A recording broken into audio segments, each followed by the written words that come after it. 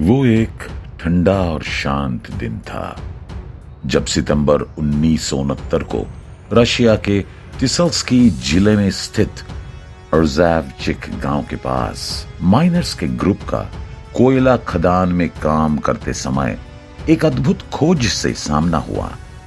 जैसे जैसे वे जमीन के अंदर खुदाई कर रहे थे वैसे वैसे वहां पर कुछ होने का आभास हो रहा था।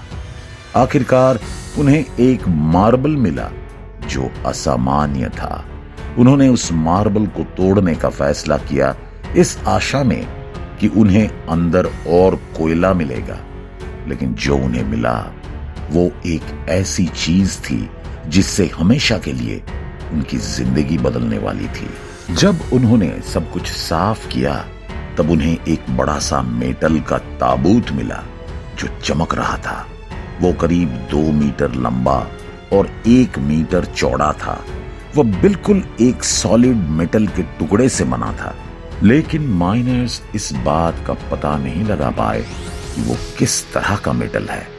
वे उसे उठाना चाहते थे, लेकिन वो काफी हैवी था और इसलिए उन्होंने उसे काट कर खोलने का फैसला किया, इस उम्मीद में कि उसके अंदर कोई कीमती खजाना होगा। हालांकि उन्हें जो चीज उसके अंदर मिली वो खजाना नहीं बल्कि एक महिला थी। वो काफी यंग और सुंदर थी, जिसके लंबे सुनहरे बाल और नीली आंखें थी। उस महिला ने सफेद ड्रेस पहन रखा था और देखकर ऐसा लग रहा था कि वो शांति से सोई हुई है और उसके चेहरे पर हल्की मुस्कान थी। इसके अलावा उसके चेहरे पर किसी भी चोट या निशान नहीं था। वो इस तरह दिख रही थी जैसे कि जिंदा हो, लेकिन वो सांस नहीं ले रही थी। माइनर्स के पास कोई शब्द नहीं था उसकी खूबसूरती को बयां करने की। वे अपनी आंखों पर विश्वास नहीं कर पा रहे थे कि वो सब क्या देख रहे हैं। वो महिला कौन थी और वो इस मेटल ताबूत में क्या कर रही थी? कौन उसे जमीन के इतने नीचे इस कोयले के खदान में दफनाया जो करीब 800 मिलियन साल पुराना बताया जा रहा था? उसने कैसे अपने शरीर को इतना परफेक्ट तरीके से प्रिजर्व किया, वो भी बिना किसी एजिंग और डिकम्पोजिशन के साइन के? उसके मिस्टीरियस ताबूत का रहस्य क्या था जिस पर अभी तक किसी डैमेज का निशान नहीं था? खैर, माइनर्स को इन सभी सवालों के जवाब नहीं पता था, लेकिन उस महिला के प्रति वे काफी आकर्षित हुए। उन्होंने उसका नाम टिसुल प्रिंसेस उस जिला के नाम पर रखा जहां पर उसे खोजा गया था। उन्हें लगा कि वो एक स्पेशल और पवित्र प्राणी है जो डिस्टेंट पास्ट से आई हैं या शायद दूसरी ही दुनिया से आई हैं। इसलिए वे उसे होप और ब्यूटी के सिंबल के रूप में प्रोटेक्ट करना और अपने पास रखना चाहते थे। वर्कर्स ने इस डिस्कवरी की खबर अपने अथॉरिटी को दिया ताकि उन्हें उसके बदले कोई इनाम मिल जाए। हालांकि जल्द ही उन्हें अपने इस फैसले पर अफसोस हुआ, क्योंकि अथॉरिटी ने उनके साथ बुरा बर्ताव किया।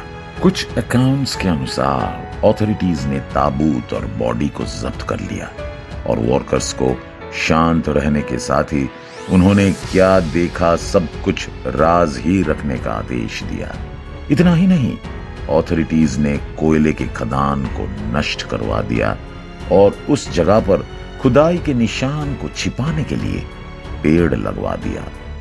डिस्कवरी के इस खबर को फैलने से बचाने के लिए कुछ वर्कर्स को, जिन्होंने इस खोज को देखा था, उन्हें कथित तौर पर अरेस्ट करवा दिया गया या शायद जान से भी मरवा दिया गया। दरअसल अथॉरिटीज टिसुल प्रिंसेस की खबर को दबाना चाहती थी।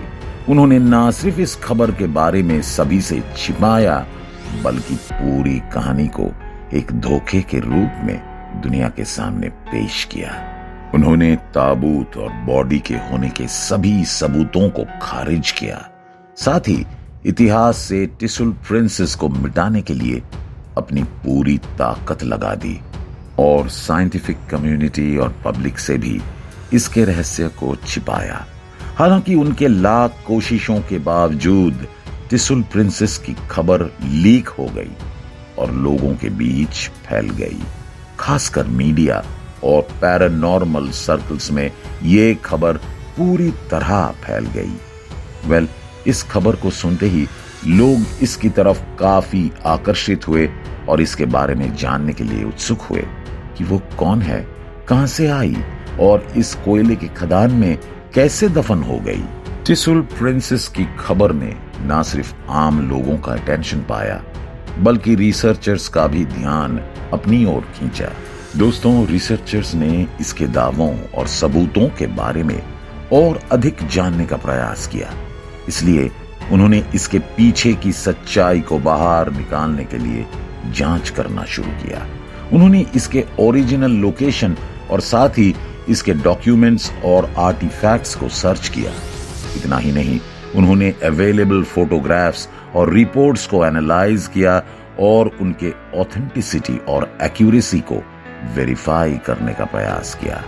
उन्होंने टिसुल प्रिंसेस को अन्य सिमिलर एंशिएंट केसेस या मानव अवशेषों के साथ कंपेयर किया, जैसे कि साइबेरियन आइस मेडन, यानी एक ऐसी महिला जो बर्फीली वातावरण से आई हैं। हालांकि उनकी इन्वेस्टिगेशन में कई मुश्किलें और बाधाएं आई। उनको ऑथोरिटीज से रुकावट का सामना करना पड़ा।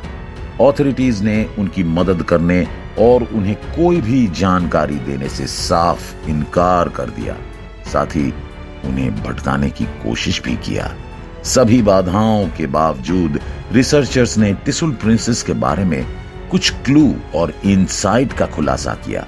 उन्होंने पाया कि ताबूत और बॉडी को मिलिट्री हेलीकॉप्टर द्वारा जब्त कर लिया गया और एक सीक्रेट जगह पर ट्रांसपोर्ट कर दिया गया, जहां उसके ऊपर कई एक्सपेरिमेंट्स किए गए। उन्होंने ये भी पाया कि ताबूत में जो लिक्विड था वो एक ऐसा केमिकल कंपाउंड था जिसके पास एंटी एजिंग और रीजेनरेटिव प्रॉपर्टीज थी। रिसर्चर्स ने ये भी ढूंढा कि उस महिला के पास कुछ असामान्य फीचर थे, जैसे कि हर एक हाथ में 6 उंगलियां होना, माथे पर तीसरी आंख होना और सीने पर स्टार का टैटू होना। हालांकि उन्होंने ये भी रियलाइज किया कि टिसुल प्रिंसेस शायद इतनी पुरानी नहीं होगी जितना कि शुरुआत में उन्हें लगा था। जिस कोयले के खदान में ताबूत मिला था वो 800 मिलियन साल पुराना नहीं बल्कि 1000 साल पुराना था। दोस्तों, रिसर्चर्स ने यह भी पाया कि वह महिला ह्यूमन नहीं बल्कि ह्यूमनॉइड थी, यानी कि इंसान जैसा दिखती थी, जो होमिनिडी फैमिली के अलग ब्रांच से ताल्लुक रखती थी। साथ ही वो राजकुमारी नहीं, एक शमन थी जो प्राचीन जादू और स्पिरिचुअलिटी को प्रैक्टिस करती थी। वैलेरी मैलेवानी नाम के एक रिसर्चर ने यह दावा किया कि राजकुमारी टिसुल की बॉडी और ताबूत को ऑथोरिटीज द्वारा जब्त कर लिया गया था। उसने कहा कि वो उस टीम का हिस्सा था जिसने राजकुमारी टिसुल को दूसरे जगह पर शिफ्ट किया था, जहां उसके ऊपर कई टेस्ट और एक्सपेरिमेंट्स किए गए। उसे यह भी पता था कि उसे कहां छिपाया गया था। इसी तरह एक जियोलॉजिस्ट का कहना था कि वो उस खुदाई का हिस्सा था जब खदान से ताबूत को खोद कर निकाला गया था। उसने कहा कि उसके पास कुछ डॉक्यूमेंट्स और फोटोग्राफ्स का एक्सेस था जो टिसुल प्रिंसेस के ऑथेंटिसिटी को प्रूव करता है। खैर, दोनों ही लोगों ने जिन बातों को सामने रखा उनमें से कुछ बातें एक दूसरे से सिमिलर थी जो ओरिजिनल टीम के द्वारा बताई गई थीं। दोस्तों, ताबूत एक अननोन मटेरियल से बनाया गया था जो किसी भी मेटल से हार्ड था। ताबूत गुलाबी नीले रंग की लिक्विड से भरा था जिसके पास एंटी एजिंग और रीजेनरेटिव प्रॉपर्टी थी। लिक्विड की एक अजीब गंध थी जो वर्कर्स को बीमारी का एहसास दिला रही थी। खैर, रिसर्चर्स का कहना है कि राजकुमारी के पास अलग डीएनए स्ट्रक्चर, ब्लड टाइप और ब्रेन एक्टिविटी था। वो खोई हुई सभ्यता की एक लीडर और टीचर थी जो साइबेरिया के रिमोट एरिया में मौजूद थी। ऐसा भी कहा जाता है कि वो महिला अलौकिक और अंतर्यामी प्राणियों के संपर्क में थी जो उसे लाइफ और यूनिवर्स के सीक्रेट के बारे में सिखाते थे। दोस्तों, जिस जगह से उसे खोद कर निकाला गया था वो जगह उसकी ओरिजिनल बेरियल स्थान नहीं थी, बल्कि उसके कुछ लोग दुश्मनों से उसे प्रोटेक्ट करने के लिए वहां पर रख गए थे। वीडियो में जिन 2 लोगों का हमने जिक्र किया, उन लोगों ने ये बताया कि ऑथोरिटीज द्वारा उन्हें काफी परेशान किया गया ताकि वे इस राज को राज ही रहने दे, लेकिन उन्होंने ऐसा नहीं किया और एक के बाद एक दावा किया। हालांकि रिसर्चर्स की टीम के दावों के सीधे तौर पर इग्नोर किया गया और उन्हें काफी मुश्किलों का सामना भी करना पड़ा। रिसर्चर्स और जियोलॉजिस्ट्स का कहना है कि उन्हें लोगों से सपोर्ट की जरूरत है और जो भी टिसुल प्रिंसेस में दिलचस्पी रखता है वो उनके सपोर्ट में आए, क्योंकि हम उसको पूरी दुनिया के सामने लाना चाहते हैं जो इंसानियत के लिए नए युग का एनलाइटमेंट हो सकती है। हालांकि माइनर्स और गांव में रहने वाले लोगों ने कुछ अजीब चीजें होने का दावा किया। उन्हें लगता है कि ये सब इस प्राचीन ताबूत को डिस्टर्ब करने की वजह से हुआ है। वहीं आइवान नाम के माइनर के साथ एक अजीबोगरीब घटना हुई जिसने सभी को हैरान कर दिया। दरअसल वो उन सभी माइनर्स में से पहला ऐसा व्यक्ति था जिसने कास्केट और प्रिंसेस की बॉडी को देखा था। उसने फोटो लेने का निश्चय किया, लेकिन जैसे ही उसने कैमरा खोला और बटन दबाया उसे शॉक लगने जैसा महसूस हुआ और वो बेहोश हो गया। उसे हॉस्पिटल ले जाया गया जहां कुछ ही दिन में वो ठीक हो गया, लेकिन उसे फोटो देखने को नहीं मिला जो उसने क्लिक किया था और उस कैमरे को भी ऑथोरिटीज ने जब्त कर लिया। जब वो उस जगह पर आया तब तक उस जगह को सील कर दिया गया था। कुछ हफ्तों बाद वो अपनी बाइक से कहीं जा रहा था और अचानक उसने बाइक का कंट्रोल खो दिया। कंट्रोल खोने के बाद वो पेड़ से जा टकराया और तुरंत मर गया।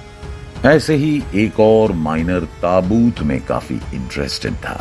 उसने जैसे ही गुलाबी नीले रंग के लिक्विड में उंगली को डाला और उसे टेस्ट किया, माइनर को जलन होने लगी। उसने पानी से मुंह और हाथ को धोया, लेकिन तब तक ऑलरेडी नुकसान हो चुका था।